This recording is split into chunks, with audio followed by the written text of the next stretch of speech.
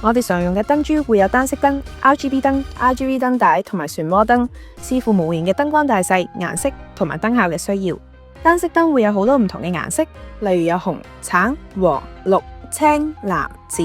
而燈珠嘅 size 分別有3mm、2mm、1.5mm、1mm 同埋0.65mm 嘅。